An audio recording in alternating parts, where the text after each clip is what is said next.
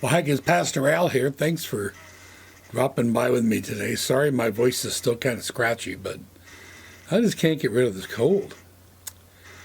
When I was a kid, there was something I kind of wanted to learn how to do, and that was the skateboard. Now, let me just say that way back then, skateboards were not as cool as they are today. They had metal wheels. The trucks they were on didn't really move. They weren't like the big long boards we have now. They were a lot harder to ride. But I got one and I tried, and I gave myself more scrapes and bruises than you can imagine. And I finally decided, you know what? I'm done with the skateboard stuff. It just ain't for me. And since then, I've seen a lot of people that are really, really good skateboarders do amazing things, and I've maybe been just a little bit jealous, but I suddenly discovered there's someone who's a whole lot better than me. And yeah, I'm just a little more jealous than I probably should be. Take a look at this.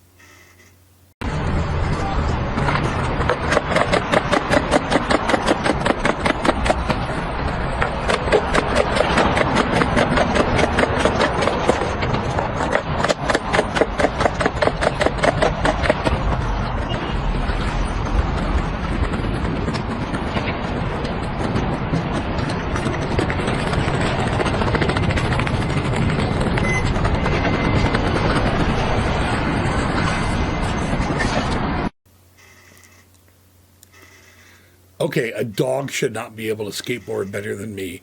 Shouldn't be able to skateboard down a flight of stairs.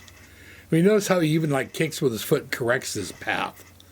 That's pretty amazing. Now, I have to tell you, I have a corgi. His name is Caleb. And he's a great little dog. He can't skateboard. In fact, lately he's had a hard time just jumping up onto the couch. He can do it very easily. He just doesn't really trust his own abilities. If I put my Caleb next to that other dog, my other dog would make him look silly. But if I had to choose between the two, I'd still take my boy because, well, I love him. He's my dog. A lot of times in life, the way that we're loved doesn't have a lot to do with just our abilities or our capabilities or things we can do. Sometimes we're just loved because we're loved. And the simple message today is that as you get older in your life, you're going to maybe wonder if God loves you and if you're good enough for God's love. And the short answer comes in two ways. One, no, you're not really good enough for God's love, and that may sound like a hard thing for me to say.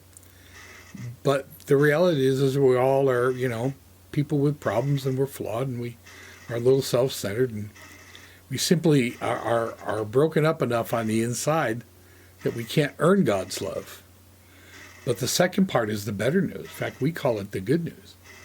That for those who love Jesus Christ, God loves us. He gives us faith that we can love him.